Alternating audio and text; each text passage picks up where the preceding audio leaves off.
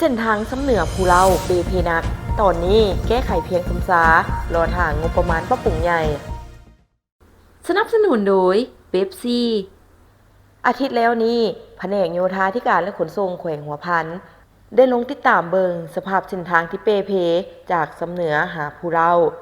นำโดยท่านอุ่นใจสีแสงจันทร์ห้องหัวหน้าแผนกโยธาธิการและขนส่งแขวงหัวพันซึ่งท่านได้ให้รู้ว่าแขวงหัวพันเป็นแขวงที่ตั้งอยู่เขตภูดอยภูสูงสันเฮ็ดให้การออกแบบเส้นทางมีหลายบอนค่อยสันคดโค้งคับแคบบ่สะดวกในการสัญจรไปมาโดยเฉพาะแม่นฤดูฝนเส้นทางมักจะเปเพสาเหตุหลักแม่นเกิดจากสภาพดินฟ้าอากาศมีการเปลี่ยนแปลงฝนตกหลายตกแห้งและแก่ยาวเส้นทางหลวงแห่งชาติในแขวงหัวพันประกอบมีทางเลข14ทางเลข6ทางเลข 6A และทาง 6B มีรวงยาวทั้งหมด516กิโลเมตร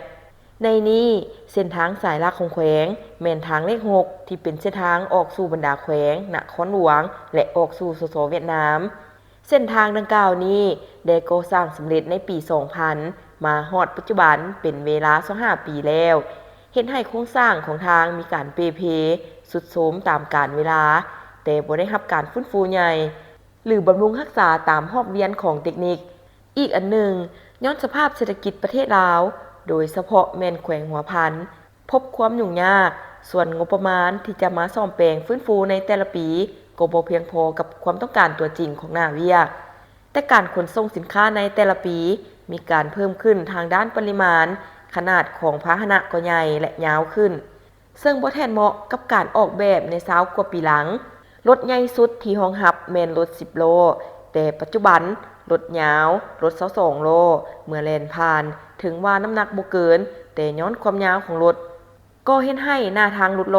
และเป็นคุมเป็นบ่ซึ่งเป็นสาเหตุหลักที่ให้เส้นทางเปเพได้ง่ายสำหรับทิศทางแก้ไขในตัวหน้าแม่นจะนำใช้งบประมาณที่กระทรวงโยธาธิการและขนส่งอนุมัติศกปี 2025เข้าในการบูรณะรักษาเส้นทางหลวงแห่งชาติ516กิโลเมตรให้มีประสิทธิผลสูงสุด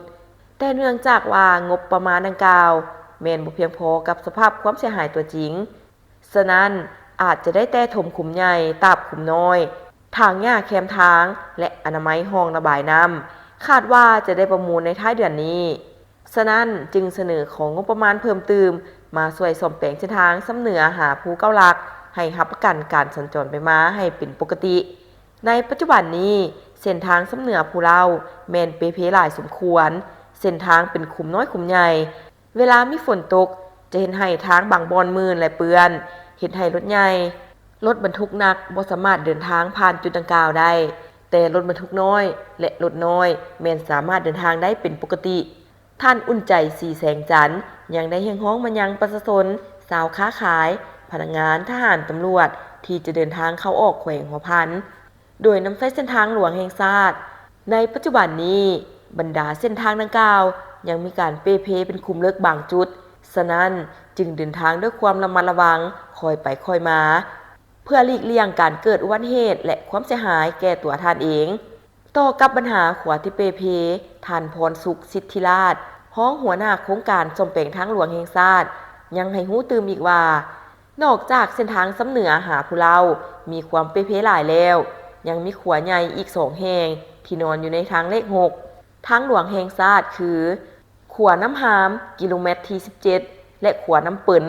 กิโลเมตรที่40เนื่องจากว่าขวาดังกล่าวได้นำใช้มาเป็นเวลาหลาย10ปีนับแต่การก่อสร้างปี1984เป็นต้นมาเฮ็ดให้เกิดการทรุดโทรมหนักและเปเพหลายสมควรโดยเฉพาะแม่นส้นขัวและหน้าขัวแผ่นพื้นเบตงมีการแตกหักย้อนรับน้ำหนักจากรถใหญ่รถบรรทุกหนักเฮ็ดให้ขัวมีการเคลื่อนเหน่งตัวและงบประมาณในการบำรุงรักษาพัดน้อยจึงเป็นสาเหตุที่เฮ็ดให้ขัวเปเพเสียหายสำหรับการซ่อมแปลงในระยะที่รอท่าการก่อสร้างปรับปรุงคืนแผนกโยธาธิการและขนส่งได้เทเบตงสต็อกไว้เกี่ยมเปลี่ยนท้ายตัวที่แตก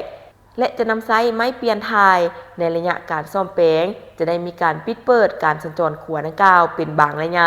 เนื่องจากเขตขัวเป็นเหวลึกบ่มีทางเว้น